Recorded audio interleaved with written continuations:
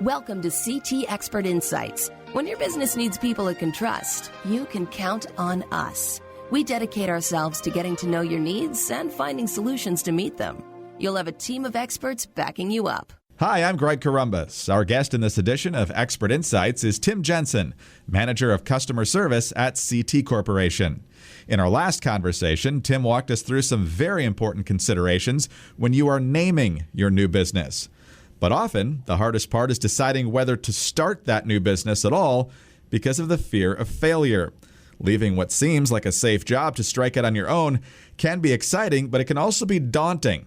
And Tim is here to discuss fear of failure and why it can actually be one of your greatest motivators to keep pursuing those dreams. And Tim, thanks very much for being with us again. Thank you, Greg. It's great to be with you again today. Well, there are many reasons why people want to start their own businesses, and there are also a number of reasons why they ultimately don't do it. So you've run the numbers. What do they show when it comes to the pros and cons about starting a new business? Yeah, there's definitely some primary motivators that we see from people thinking about starting their new own business. The first one is what everyone would kind of like to be, the ability to be your own boss, right? You don't have to report to anybody. You only have to report to yourself.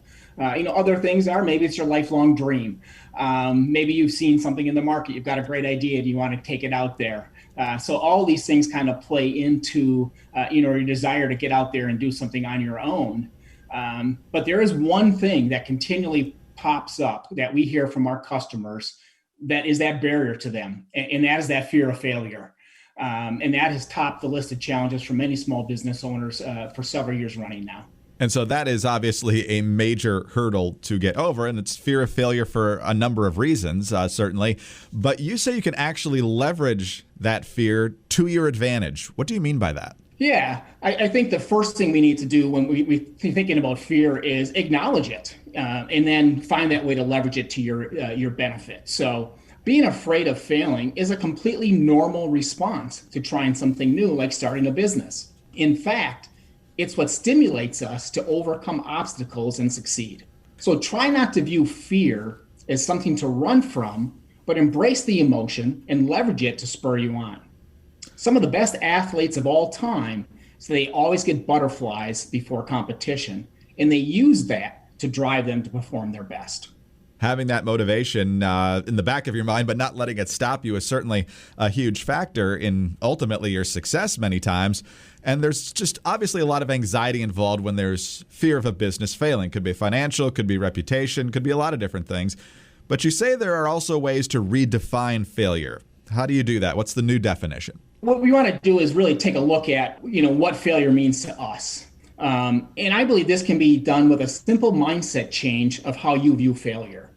So instead of worrying about doing something wrong, looking foolish, or not meeting someone's expectations, view any setbacks or perceived failures through something I like to call the mindset of the entrepreneur.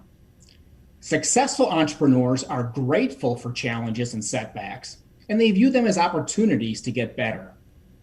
When you look back in history at some of the greatest entrepreneurs of American business, the one thing they all share is they failed multiple times along their path to success. They eventually became successful because they viewed their failures as an opportunity to continually improve their products and services. There's an old quote from self-help expert Stephen Richards that I think sums this up beautifully. The only time you fail is when you fall down and stay down. Wow, that really does lay it out there pretty clearly. But of course, if you do end up going through failure, you want to incorporate the lessons of that failure. And let's go through some of those ways to avoid either initial or subsequent failures. And right at the top of that list is to have a proper plan and strategy. What does that look like?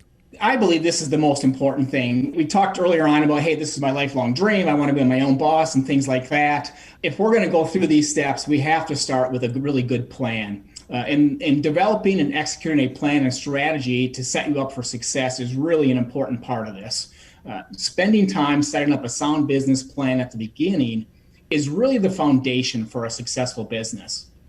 A well laid out plan will help guide you through the important decisions you need to make as a business owner and will give you the confidence to make them. And that's the most important thing.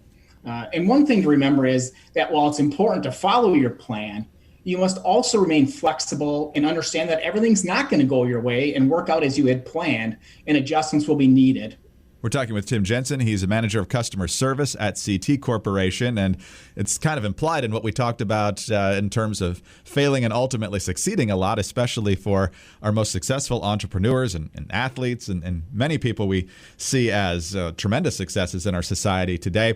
But of course, they ultimately become successful because they learn from the mistakes and the failures that they endured along the way. So what should you focus on if you do, in fact, encounter a failure to make sure that you incorporate that and actually make that part of your success going forward? Yeah, Greg, and this is really a key point. As I mentioned, things aren't always going to go as planned, right?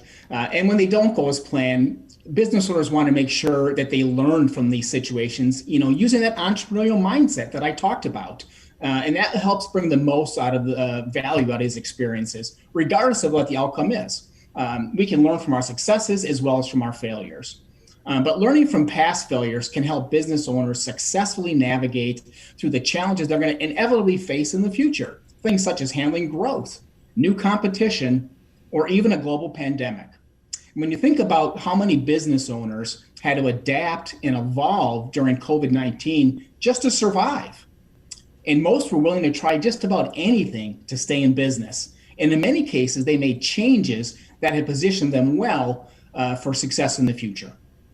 That's such a good illustration about the pandemic. I mean, you talk about a situation you couldn't possibly anticipate as a business owner, and ultimately it led to businesses, quote unquote, failing. But it's certainly not necessarily as a result of how the business was run. And if you do open a new business, you can certainly incorporate and make plans to be better prepared for that in the future. And hopefully many people are doing that. One of the problems, though, Tim, is that people often have this glorious vision of how the business will open, how it will run, and it's always building and growing, and it doesn't necessarily anticipate or envision in those dreams of some of the setbacks along the way. And so sometimes this perfectionist mindset builds up, and then when there are speed bumps or bigger hurdles along the way, that can kind of derail the belief that this will in fact be a success. So how do you overcome that?